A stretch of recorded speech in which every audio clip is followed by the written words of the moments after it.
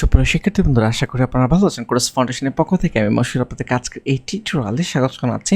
তো এই পর্বে আমরা কমিউনিটি তে যে অপশনগুলো রয়েছে বা ইভেন্টস, ব্লগ, ফোরাম, পডকাস্ট এগুলো নিয়ে বিস্তারিত আমরা আলোচনা করব। তো আমি এখানে ইভেন্টসে প্রথমেই যাচ্ছি, events.fiverr.com। তো বিভিন্ন ইভেন্ট হয় বিভিন্ন কান্ট্রিতে, বিভিন্ন লোকেশান। যেমন এখানে আপনারা যদি ফাইন্ড ইউর সিটি, আমরা এশিয়া প্যাসিফিক, এখানে যদিও আমাদের কান্ট্রিতে কোনো ইভেন্ট আমাদের কান্ট্রি এখনও এখানে নেই, ঠিক আছে, আপনি অ্যাপ্লাই করতে পারবেন। তো এখানে যে কান্ট্রিগুলো রয়েছে ওগুলোতে বিভিন্ন ইভেন্ট অ্যারেঞ্জ করা হয়। ফর এক্সাম্পল, আমি যদি যে কোনো একটি লিঙ্কে এখান থেকে ভিজিট করি, ফাইবার প্রেজেন্ট, যেমন এটা এই যে টরন্টো, এখানে জুনের 27 তারিখ 2019 অনুষ্ঠিত হবে, এত টাইমে দেওয়া রয়েছে এখানে, ঠিক আছে। তো বাংলাদেশে যদি কখনও কেউ ফাইবার থেকে অফিসিয়ালি ইভেন্ট অ্যারেঞ্জ করা হয়, তাহলে আপনি এখানে এশিয়া প্যাসিফিক এখানে আপনারা অপশন পাবেন। ওকে, আর এখানে একটি ভিডিও রয়েছে, ভিডিওটি আপনারা দেখে নিতে পারেন। এছাড়াও এখানে আরও আর্টিকেল রয়েছে, এগুলো আপনারা দেখতে পারেন, তাহলে আশা করি যে ভালো একটি আইডিয়া পেয়ে যাবেন। ওকে, ক্রস করে দিচ্ছি। তারপর হচ্ছে ব্লগে যাচ্ছি। তো blog.fiverr.com, এখানে দেখেছে দ্য টু ডু লিস্ট, আপনারা এখানে মাঝে মাঝে ভিজিট করতে পারেন। এই জায়গায় অনেক ভালো ভালো টিপস পাওয়া যায়, ঠিক আছে। আর ব্লগ পড়াটা ভালো, অলওয়েজ ব্লগ পড়বেন। যখন আমি কোনো স্টুডেন্টকে এই ওয়েব ডিজাইন বা ওয়ার্ডপ্রেস নিয়ে কোনো কিছু শেখাই, আমি অলওয়েজ স্টুডেন্টদেরকে ইন্সপায়ার করি যে ব্লগ পড়ার জন্য, কারণ হচ্ছে ব্লগ না পড়লে কিন্তু আপনি অনেক কিছুই মিস করবেন, ঠিক আছে। তো ব্লগ পড়বেন, এটা ভালো। ওকে, যাই হোক, তাই যে এখানে অসংখ্য ব্লগ পোস্ট রয়েছে, এই পোস্টগুলো পড়বেন, তাহলে আপনি অনেক নতুন নতুন ইনফরমেশান জানতে পারবেন, অনেক ট্রিক্স জানতে পারবেন, কীভাবে ভালোভাবে কাজ করা যায়, ঠিক আছে। অনেক কিছু রয়েছে, আমি মাঝে মাঝে পড়ি, তো আপনারাও পরামর্শ দিব মাঝে মাঝে পড়ার জন্য। ওকে, না how to become a fibre pro seller, ঠিক আছে, ফ্রিল্যান্স ইকোনমিক ইম্প্যাক্ট রিপোর্ট, আর অনেক কিছু রয়েছে। আপনারা ইন্টারেস্টেড যদি থাকেন, এখান থেকে একটু রিসার্চ করে পড়বেন আপনি যেই বিষয়ে আগ্রহী, যেমন content marketing, digital marketing, sales and advertising, অসংখ্য বিষয় এখানে বিভিন্ন আর্টিকেল লেখা রয়েছে, আশা করি আপনাদের ভালো লাগবে। ওকে, ক্রস করে দিয়েছি। তারপর এরপর হচ্ছে ফোরামে যাচ্ছি। ফোরাম খুবই উপকারী, এটা আমি একটু পরে একটি গল্প বলবো আপনাদেরকে, বাট আগে দেখিয়ে নিই যে এখানে কী করা হয়। forum.fiverr.com, এখানে দেখেন যে অনেক মানুষজন তারা তাদের কোয়েশ্চেন করতেছে এবং একজন আরেকজনকে হেল্প করতেছে। ফাইবার সেলাররাই এখানে কোয়েশ্চেন করে থাকে। যেমন এখানে একজন দেখেন কোয়েশ্চেন করেছে যে IM 6 সে 6টি গিগ ক্রিয়েট করছে, বাট কোনো অর্ডার পাচ্ছে না। কীভাবে ডেইলি অর্ডার পাওয়া যেতে পারে, how to create gig without any video, ঠিক আছে। তো এখানে অনেকেই কোয়েশ্চেন করতেছে, আবার অনেকে আনসারও দিচ্ছে। আমি যদি আপনাদেরকে দেখাই, আচ্ছা, যেমন একজনের গিগ আগে ফার্স্ট পেজে ছিল, তারপর লাস্ট পেজে চলে গিয়েছে। আমি একটু চেক করে দেখি যে মানুষজন কী রিপ্লাই দিয়েছে। ওকে, যে can you tell us what was the reason of TS violation was that can then we can help you. Okay, maybe সে কোনো টিএস মানে টার্মস অ্যান্ড কন্ডিশন ভায়োলেট করছে, এই জন্য এরকম হয়েছে। তো এগুলো এখানে দেখেন যে এক্সপ্লেন করতেছে, তো এগুলো আপনারা মাঝে মাঝে দেখতে পারেন। তখন যেটা হবে যে তাদের অন্য সেলাররা যে কাজ করতেছে, যে প্রবলেম ফেস করতেছে, তো ওইগুলো সম্বন্ধে আগেই আপনি একটি আইডিয়া পেয়ে যাবেন, ধারণা পেয়ে যাবেন। সেক্ষেত্রে আপনি এই যে এখানে দেখতে পাচ্ছেন যে টার্মস অ্যান্ড কন্ডিশন ব্রেক করলে কী প্রবলেম হয়, ঠিক আছে। তো আপনি আগেই সতর্ক হয়ে গেলেন যেন এমনভাবেই কাজ করবেন যেন কোনো টার্মস অ্যান্ড কন্ডিশন যেন ব্রেক না হয়। ওকে, তো এখানে আমার পরামর্শ হচ্ছে যে প্রয়োজন হলে আপনি যদি ফ্রি সময় পান, তাহলে মাঝে মাঝে আসবেন, এখানে এসে আপনি এগুলো দেখবেন, ঠিক আছে। এখানে অসংখ্য টপিকের উপরে এই যে মোড়ে যদি আপনি ক্লিক করেন, আরও অনেক পেয়ে যাবেন, ঠিক আছে। অসংখ্য মানুষ বিভিন্ন এবং খুবই হেল্পফুল, অন্যরাও এখানে হেল্প করতেছে একজন আরেকজনকে। এবং আপনি নিজেও যদি কোনো টপিক ক্রিয়েট করতে চান, যে এখানে নিউ টপিক, এখানে যদি আপনি ক্লিক করেন, আপনি নতুন করে টপিক ক্রিয়েট করতে পারবেন, ঠিক আছে। টাইটেল দিতে হবে আপনাকে, দেন হচ্ছে ক্যাটাগরি চুজ করতে হবে এখান থেকে, দেন হচ্ছে আচ্ছা, এই যে ক্যাটাগরি চুজ করলে এখানে অপশন দিবে। ওকে, মনে করেন যে আমি এইটাই মনে করেন যে চুজ করতেছি ফাইবার টিপস ফর সেলার। আপনি মনে করেন যে ফাইবার টিপস দিবেন, ঠিক আছে। সেক্ষেত্রে আপনি এখানে ব্রিফলি এক্সপ্লেন করতে পারেন কী কী টিপস আপনি দিবেন। সেক্ষেত্রে দেন হচ্ছে ক্রিয়েট টপিক। আর যদি কোনো কোয়েশ্চেন থাকে যে আপনার কোনো কিছু জানার রয়েছে, সেক্ষেত্রে আপনি এখানে ক্যাটাগরি চুজ করতে পারেন যে কী জানার রয়েছে। এখানে আরও ক্যাটাগরি রয়েছে, এখান থেকে আপনারা একটু চেক করে নেবেন। ওকে, যাই হোক, আশা করি আপনারা বুঝতে পেরেছেন। আমি এটা মিনিমাইজ করে দিচ্ছি। ওকে, তারপর আচ্ছা, আমি আপনাদেরকে যেটা বলতে চাচ্ছিলাম যে বলেছিলাম যে একটা গল্প বলবো, যে এই গল্পটা হচ্ছে যে এরকম যে আমি অনেক দিন বলতে আজ থেকে 6 মাস বা 7 মাস আগে একজন ক্লায়েন্ট আমাকে অর্ডার করে, ঠিক আছে? সে প্রায় 3টি অর্ডার করে আমাকে। তো 3টি অর্ডার করলে আমি কাজগুলো সবগুলোই খুব সুন্দর করে ডেলিভারি দিই। ডেলিভারি দেওয়ার পর সে অ্যাকসেপ্ট করে এবং সে আমার কাজে খুশি হয়ে এক্সট্রা কিছু পে করে, ঠিক আছে? টিপস দেয়, যেটা ফাইবারের ভাষায়। তো এখন হঠাৎ করে ওই ক্লায়েন্টটি মেবি 15 days অর 1 month, 15 দিন বা 1 মাস পরে এসে বলতেছে যে মানে তার কাজ আমি নাকি ঠিকঠাক মতো করে দেই নাই, ঠিক আছে? সে এটা বলতেছে। তো আমি তখন ওই টাইমটাতে আমি আবার মাঝখানে ভ্যাকেশনে ছিলাম, যার কারণে ক্লায়েন্টের সাথে আমি ঠিকঠাক মতো কমিউনিকেশন করতে পারি নাই। তো তখন ক্লায়েন্ট যেটা করেছে সেটা হচ্ছে আমার নামে একটা রিপোর্ট করেছে ফাইবারে। তো রিপোর্ট করার পর যেটা হয়েছে যে ওই ভ্যাকেশনের মুহূর্তেই আমার প্রচুর টাকা প্রয়োজন ছিল। প্রায় আমার মনে হয় $1,600-1,700 মতো ছিল ফাইবারে। ওকে, আমি আপনাদেরকে একটু দেখাই, আমি আর্নিংয়ে যাচ্ছি।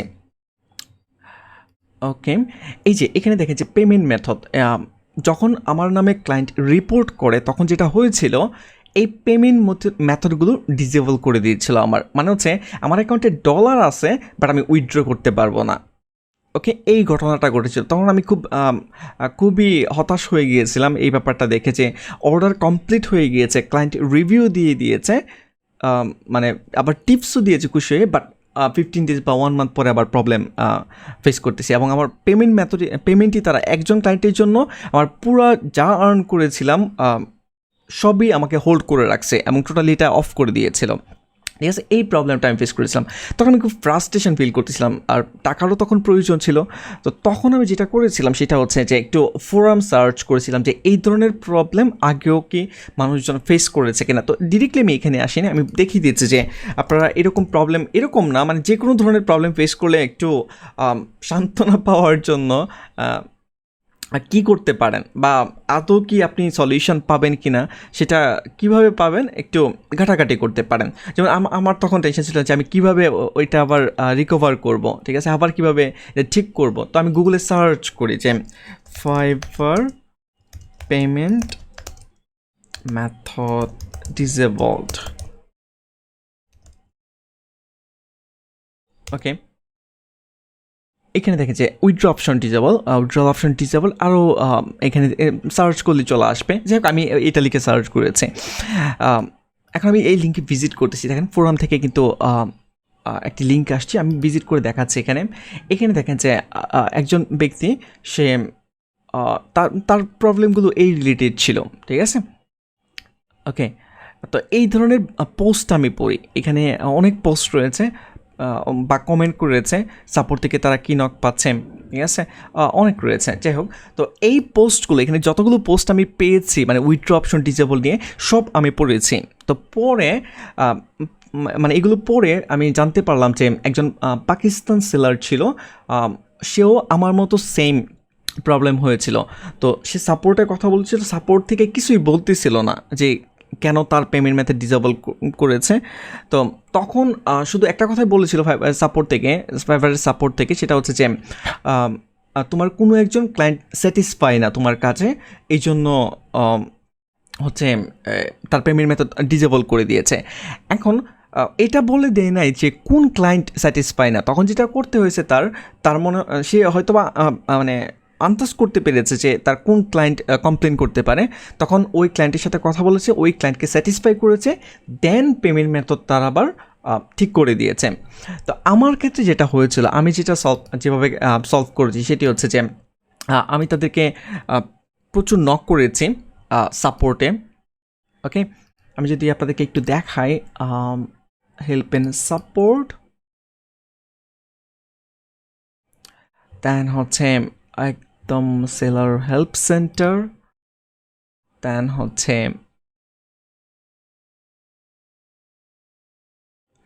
দেন কন্ট্যাক্ট আস, ওকে, মাই অ্যাক্টিভিটি,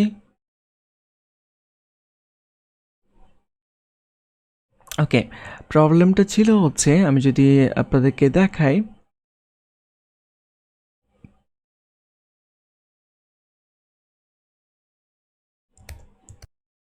এটা দেখতে পাচ্ছেন যে রিগার্ডিং ইউর রিসেন্ট অর্ডার, এটাতেই প্রবলেম। সো আমি অনেকবার ফাইবারে নক করেছি, দেখতে পাচ্ছেন অনেকবার আমি তাদেরকে নক করেছি বিভিন্ন বিষয়ে। যখন আমি প্রবলেম ফেস করেছি, কোনো কিছু জানার দরকার, আমি তাদের কাছ থেকে হেল্প নেওয়ার ট্রাই করেছি। ওকে, এই যে রিগার্ডিং ইউর রিসেন্ট অর্ডার, আমি যদি এখানে চাই, এই জায়গায় দেখেন, এই যে এই মেসেজটি তারা দিয়েছিল। আর যখনই পেমেন্ট মেথড হোল্ড করেছিল, আমি আমার তারা আমাকে এখানে ফাইবারে কোনো নোটিফিকেশান দেয় নাই, আমি মেল পেয়েছিলাম, আমাকে মেল দিয়েছিল, বাট আমি ইমেল চেক করি নাই, যার কারণেও তারা আমার পেমেন্ট মেথড হোল্ড করারও আমি মনে হয় 10 দিন পরে এটা বুঝতে পারি। যখন আমার উইথড্র দরকার, যখন আমি আর্নিংয়ে গিয়েছি, তখন বুঝতে পারি যে তারা কোনো না কোনো কারণে, তখন আমি এই জায়গায় যখন আসি, আসলে মূলত আমি কেন আসছিলাম, আমি আসলাম যে আমার পেমেন্ট মেথড হোল্ড হয়ে গেছে, আমি তাদেরকে সাপোর্টে নক করবো, এই জন্য এখানে আসছিলাম। তো এসে দেখি তারাই আমাকে মেসেজ করে রাখছে, মানে এটা যদি সলভ লেখা রয়েছে, এটা ওপেন ছিল।